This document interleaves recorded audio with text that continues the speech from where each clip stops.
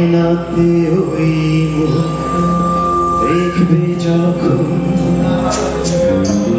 কপালের কালো তিল পড়বে চোখে ফুটবে যখন ফুল বকুল সাক্ষী ভোর যে এসেছিল জানবে লোকে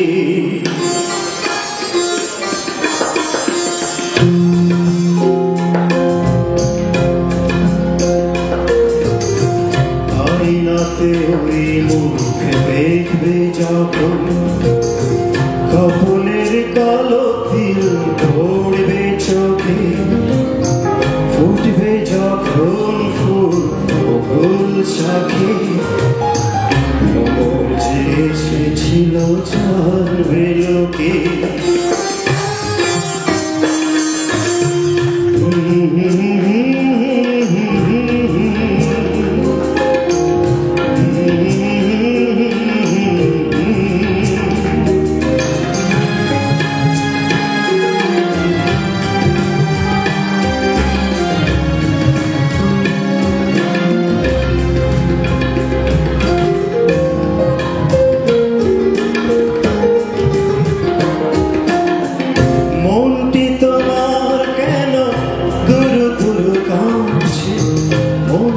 মানুষ কি গো চেনা চেনা লাগছে তুমি কি তারে কাছে রাখবে হৃদয়ের কাছে সে রয়ালোকে হঠাৎ যখন তুমি দেখবে তাকে স্মরণে নয়ন কি গো রাখবে ঢেকে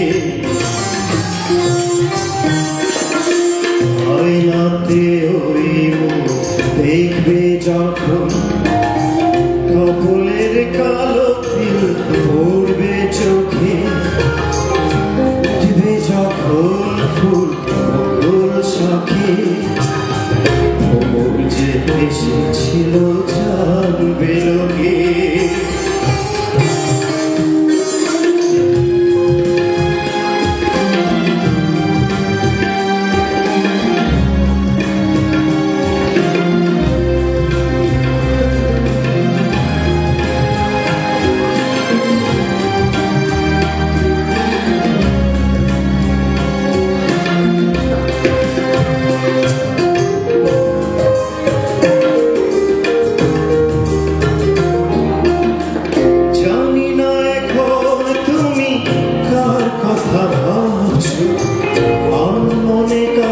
চুপি চুপি ভাবছো তুমি কি তারে ভালোবাসবে ধরা যদি দেশে এক পলকে দেখবে যখন তারে নখ চোখে তো হাতে নয়ন কি গো রাখবে ঢেকে আয়নাতে ওই মুখ দেখবে যখন কপালের কালো তিল পড়বে চোখে ফুটবে যখন ফুল বকুল সাক্ষী ভোর যে এসেছিল জানবে লোকে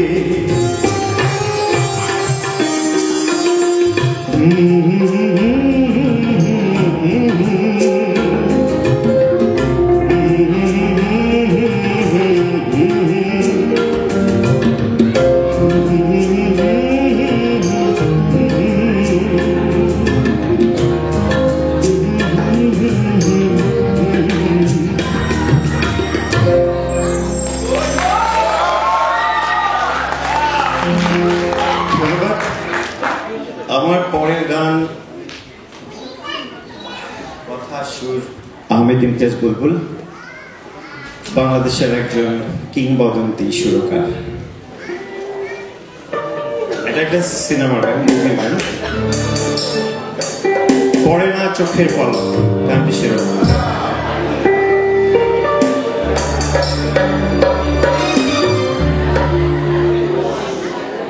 দোহায় লাগে মুক্তি তোমার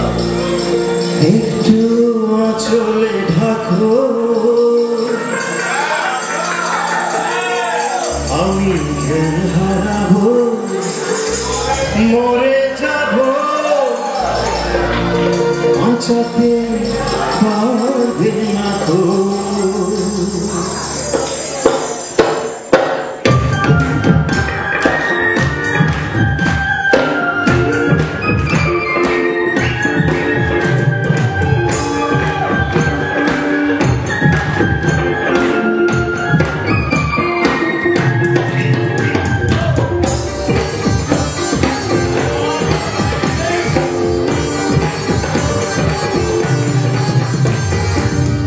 না চোখে পলক কি তোমার রূপের ঝলক মরে না চোখে পলক কি তোমার রূপের ঝলক দোহাই লাগে মুক্তি তোমার একটু অচলে থাকবো আমি জ্ঞান হারাবো মরে যাবো বাঁচাতে পারবে না গো ও আমি জ্ঞান হারাবো মরে যাবো বাঁচাতে পারবে না গো পড়ে না চোখে পলক কি তোমার রূপের ঝলক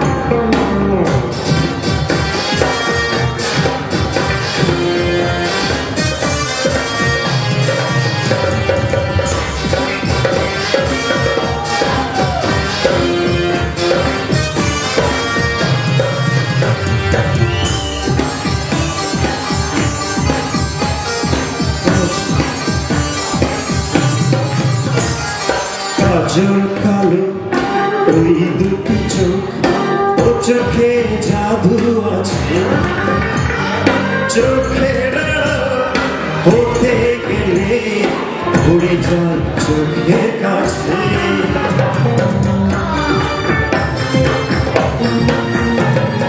গোলাপ রাঙা ঠোঁটে তোমার মায়াবী মধুর হাসি একটু হেসেই পড়াতে পারো হাজারো গলায় ফাঁসি সবাই তোমার চাইতে পারে নিজেকে লুকিয়ে রাখবো আমি জ্ঞান হারাবো মরে যাবো বাঁচাতে পারবে না গো আমি জ্ঞান হারাবো মরে যাবো বাঁচাতে পারবে না গো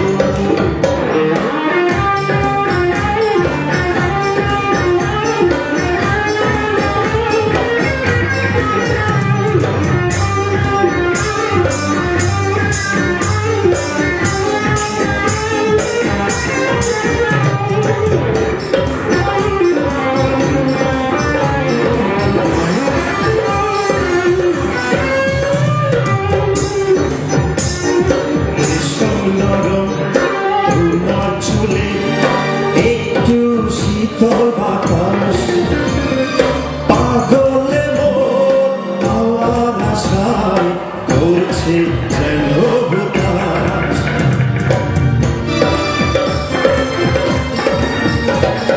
পূর্ণিমা চাঁদ অঙ্গ তোমার অঙ্গে সোনা জ্যোতি একেই বলে অপরূপা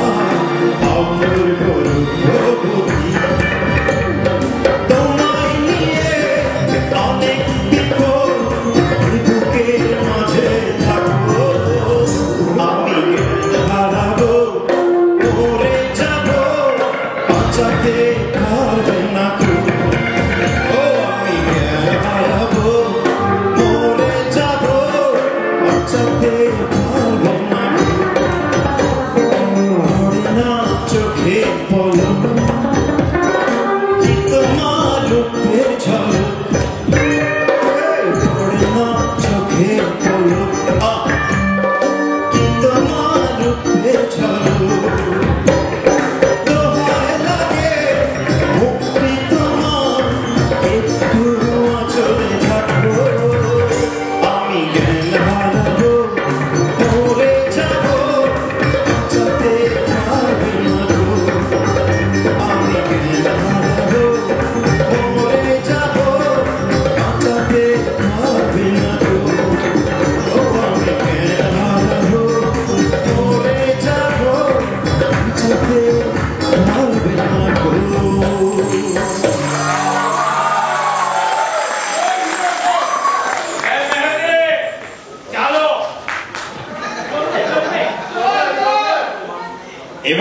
একটু মজার।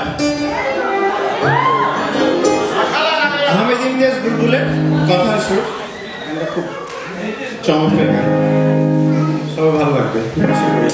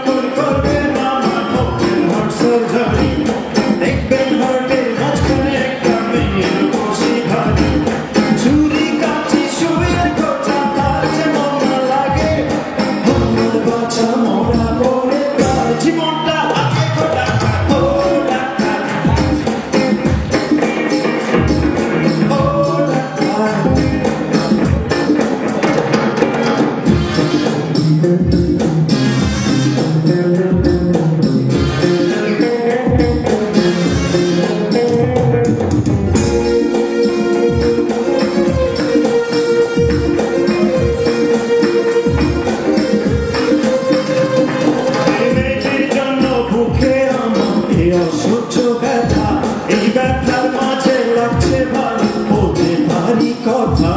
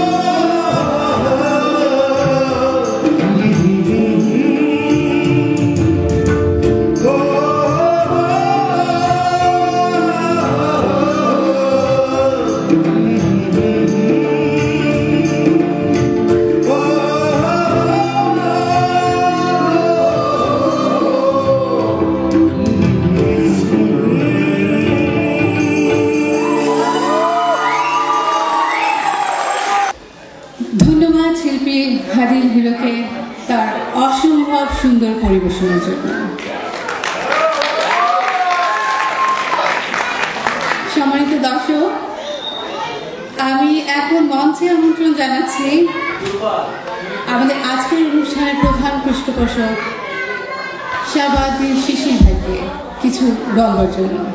প্লিজ শাহাবুদ্দিন।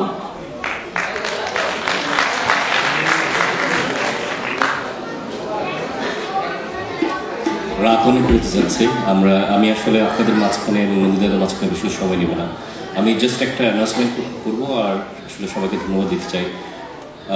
সবার আগে যেটা বলতে চাই আমরা অটোয় 17 কোটি বাঙালির মাঝখানে থেকে মাত্র 7,000 বাঙালি থাকি। আমরা কিন্তু একটা পরিবার, আর সেই পরিবারের মধ্যে আমাদের মধ্যে যারা আসছেন আজকে গান দিতে, প্রথমেই বলবো লিটন রহমান। আমি ধন্যবাদ দিতে চাই, উনি অসম্ভব সুন্দর গান গিয়েছেন আজকে। দুটো গানের মধ্যে পরিচয় দিয়েছিলেন কীর্তিমান গ্রুপটাকে। তারপরে বলতে চাই মনিকা মুনাফা মন্ট্রিয়াল থেকে এসেছেন, ওনার গুণের তো শেষ নেই। তারপরে আসছে আমাদের হাদিল ভাই, মাত্র গান গিয়ে গেলেন। আমি আসলে শেষ গানে আমি নিজেই চাই না কি করছিলাম, আমি হারিয়ে গেছিলাম। আরেকটা কথা বলতেই নয়, শেষ করবো, বলার না বলে উপায় নেই। আমাদের মেহেদি ভাই, যখনই ডাকি আমরা মেহেদি ভাইকে পাই। জয়ের সাথে আমার পরিচয় কয়েক মাস আগে। আমি তার কীর্তিমান গুণ দেখে সত্যি মুগ্ধ হয়েছি। জয় গিটারে আছে। আমাদের রনি ভাই, রনিদা আসছে গতবার, ওনাকে আমি বিভিন্নভাবে চিনি, ওনার গুণের শেষও বলতে পারছি না। তো এইসব কীর্তিমান লোকদেরকে দেখলেই ভালো লাগে মনে। আরও আসছে আমাদের অক্টোবরে আমার সদ্য পরিচিত আমাদের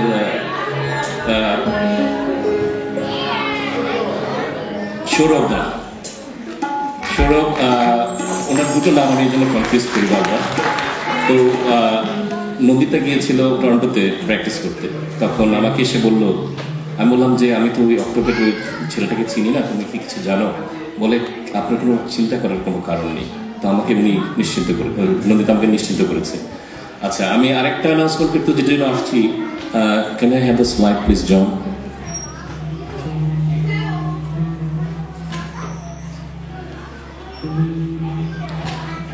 আমি আপনাদের সবার দৃষ্টি আকর্ষণ করতে চাই। এই জন্য আমরা যেটা বলছি বারবার যে আমরা কৃষ্টিকে ধরে রাখতে চাই নেক্সট জেনারেশনের কাছে। তাই একটা ছোট্ট প্রচেষ্টা আমার এবং আপনাদের, এটা আমার স্কুল না, আগেন আমি ক্লিয়ারিফাই করতে চাই জিনিসটা, এটা মিউজিক স্কুলটা আপনাদের সবার। এবং এখানে নন্দিতা যে আমাদের পরবর্তী সিঙ্গার আসছেন, সেখানে গান শেখায়। আমি আপনাদের সবাইকে অনুরোধ করব, যারা গানকে ভালোবাসেন, চান তাদের বাচ্চাদেরকে শেখাতে, প্লিজ পাঠাবেন। আমরা যথেষ্ট স্বল্প মূল্যে রাখার চেষ্টা করছি, যাতে আমাদের জাস্ট কস্টটা ওঠে। হয়তো অতটুকু বুঝবে না, আমরা ওটা কেয়ার করি না। আমরা চাই এটা যেন নেক্সট জেনারেশনের সামনে দিতে পারি। আর কিছু বলার নেই আমার আজকে। আপনাদের সবাইকে ধন্যবাদ। আসলে এগেন আমরা কিন্তু একটা পরিবার, আপনারা কেউ ভুলবেন না। আমরা যেন কেউ না বলি, অটোয় আমরা একটা পরিবার, বাঙালি। ধন্যবাদ। সব মায়েদের উদ্দেশ্যে আজকে আমি কবি শামসুর রহমানের কখনো আমার কবিতাটি পাঠ করছি।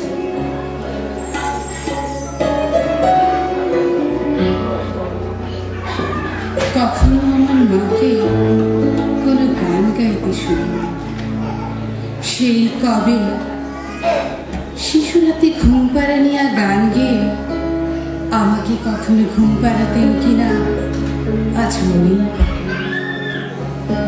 যখন শরীরে তার বসন্তের সম্ভার আসেনি, যখন ছিলেন তিনি ঝড়ে অঙ্কুরে বেড়ানো বয়সের কাছাকাছি, হয়তো তখনও কোনো গান লুটিয়ে ওঠেনি। মিলে মিলে দুপুরে সন্ধ্যায় পাছে গুরু জলের গানে যায়, এবং স্বামীর সংসারে এসেও মা আমার সারাক্ষণ ছিলেন নিশ্চল, বড় বেশি নবদ্ধ জাগরণ। যতদূর জানা আছে টক পাখি খেয়াল তাকে করেনি দখল কোনোদিন। মাছ কোটা কিংবা হলুদ বাটার ফাঁকে, অথবা বিকেল বেলা নেকে উঠোন ধুয়ে মুছে বাসন কোসন, সেলাইয়ের কলে ঝুঁকে আলনায় ঝুলিয়ে কাপড়, ছিল শার্টে ঋতু কর্মে মেতে আমাকে খেলার মাঠে পাঠিয়ে আদরে। অবসরে চুল বাঁধবার ছলে গান গিয়েছেন কিনা, এতকাল কাছাকাছি আছি জানতে পারিনি। যেন তিনি সব গান দুঃখ জাগানিয়া কোনো কাঠের সিন্ধুকে বন্ধ করে রেখেছেন আজীবন। এখনো তাদের গ্রন্থিল শরীরে থেকে কালে ভদ্রের সুর, নানা সুর নয়, শুধু নাথুরির তীব্র গান ভেসে আসে। ধন্যবাদ।